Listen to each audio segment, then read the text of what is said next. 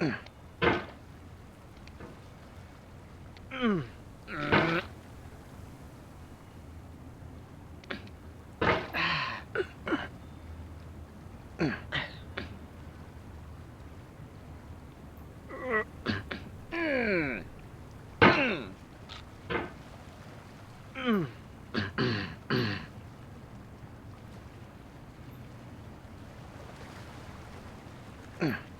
no.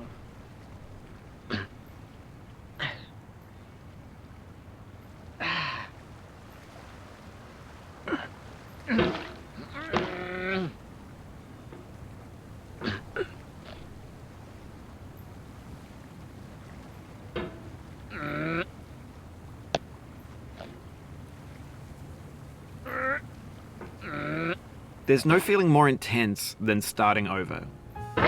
If you deleted your homework the day before it was due, as I have, or if you left your wallet at home and you have to go back after spending an hour in the commute. If you won some money at the casino and then put all your winnings on red but it came up black. If you got your best shirt dry cleaned before a wedding and then immediately dropped food on it. If you won an argument with a friend and then later discovered that they just returned to their original view. Starting over is harder than starting up. If you're not ready for that, like if you've already had a bad day, then what you're about to go through might be too much. Feel free to go away and come back. I'll be here.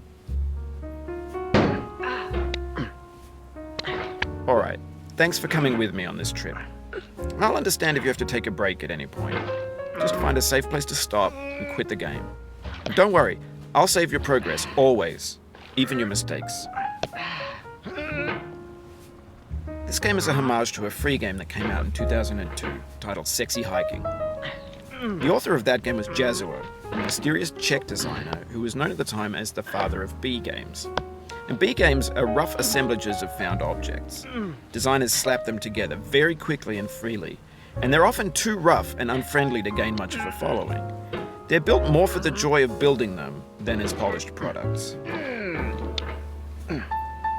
In a certain way, Sexy Hiking is the perfect embodiment of a B game. It's built almost entirely out of found and recycled parts, and it's one of the most unusual and unfriendly games of its time. In it, your task is simply to drag yourself up a mountain with a hammer.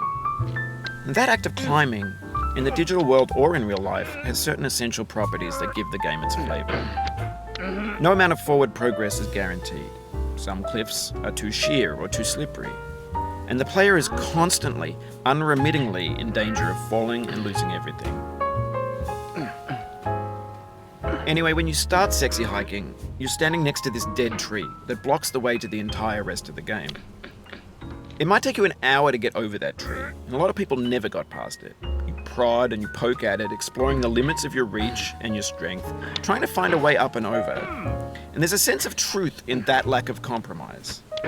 Most obstacles in video game worlds are fake. You can be completely confident in your ability to get through them once you have the correct method or the correct equipment or just by spending enough time. In that sense, every pixelated obstacle in Sexy Hiking is real.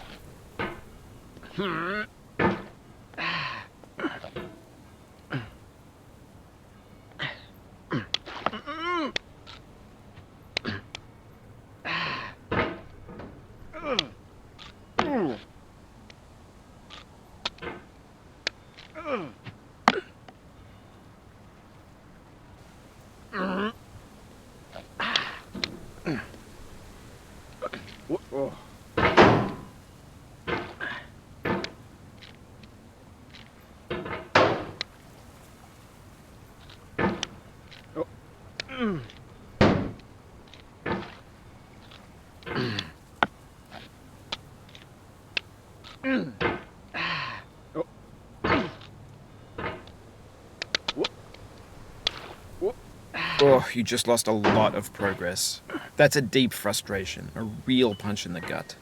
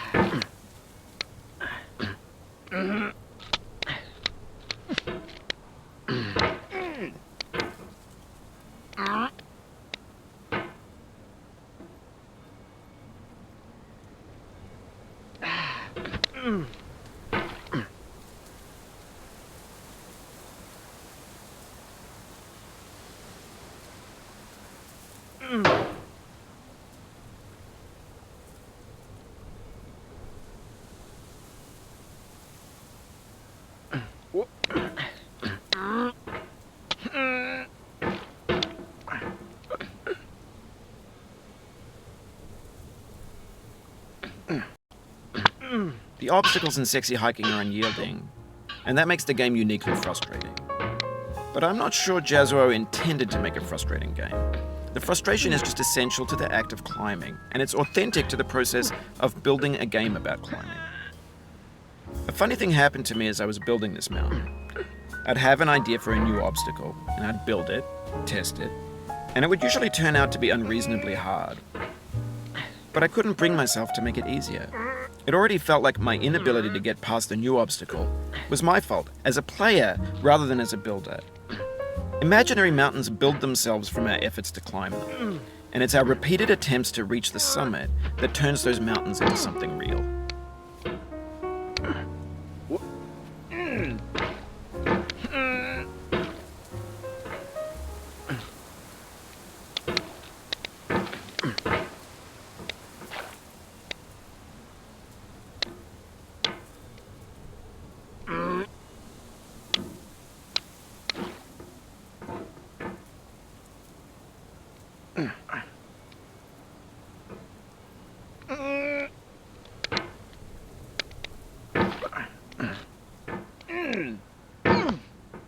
Oof, sorry about that.